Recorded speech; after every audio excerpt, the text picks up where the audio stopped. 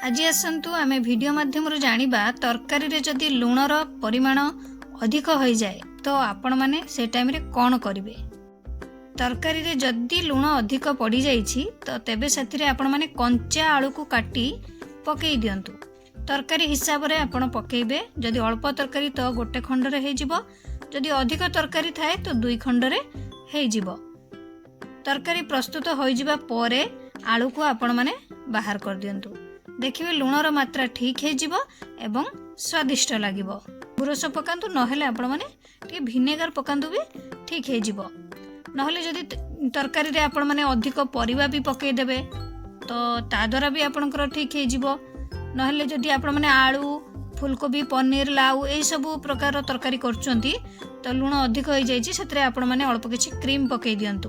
देखिए लुण कम हेबा सहित आपणकर तरकारी भी स्वाद लागिबो। सेमती आपण माने जदि लुण कम करया पई चाहुचंती तो किछि पनीर को भी आपण माने ग्रेट करी पकई परिबे। ता द्वारा भी आपणकर लुण तो कम हे जिवो, ता सहित आपणकर तरकारी भी सुंदर देखा जिवो, ता सहित स्वादिष्ट लागिबो। सेमती ब्रेड नहले 2 खंड तरकारी पकई देले भी किछि मात्रा लुण कम हे जिवो एवं तरकारी भी स्वादिष्ट लागिबो। एबे आसंतु आमे जानिबा तरकारी रे जदि हमर लंका अधिक पड़ी जाए तो आमे कोन करिबा। गुड आफ्टरनून आपण मानक समस्त को मो तरफ नमस्कार। आशा करछि आपण माने समस्त भलरे थिबे, मु भी भलरे अछि। चलंतु वीडियो आरंभ करबा, किंतु वीडियो आरंभ करबा पूर्वरु आपण मानक भितर केहि जदि आज मो चैनल ले नुआ थांती ताले प्लीज प्रथम चैनल को सब्सक्राइब कर दियंतु, पाखरे थिबा बेल आइकन को क्लिक करंतु, जहा फଳରେ मो नुआ नुआ वीडियो रो नोटिफिकेशन आपण मानक पाखरे खूब शीघ्र पहुंची जिवो।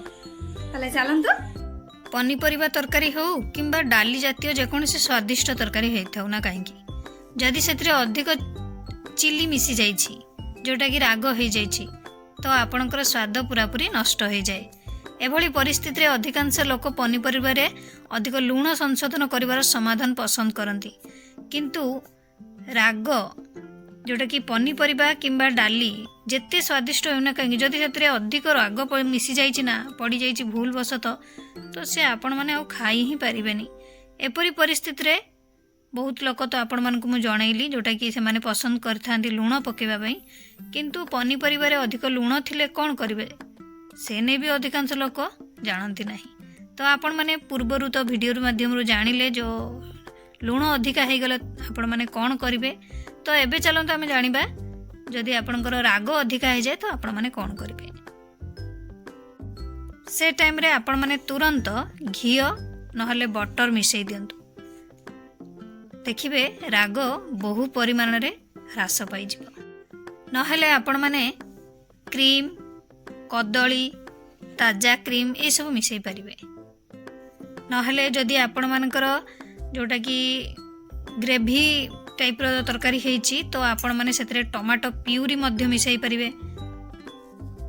नहले आपण माने किछि बेसन को भाजी की भी तरकारी रे मिसई पारिबे, ता द्वारा भी आपणकर राग कम हे जिवो। नहले सिजा आलू पकई देबे, नहले आपण माने किछि क्षीर नहले मावा काजू पेस्ट ताजा क्रीम यही सब मिसई आपणकर स्वाद को संतुलित करि पारिबे। आशा करुछि आपण मानकु वीडियोटी बहुत हेल्पफुल लागिथिबो। जदि भूल वशत केबे केमती लुण बा राग अधिका हो जाए तरकारी रे तो आपण माने एही उपाय द्वारा ताकू ठीक करि पारिबे। मते ताले विदाय दियंतु, पुणी देखाबो गोटे फ्रेश वीडियो रे।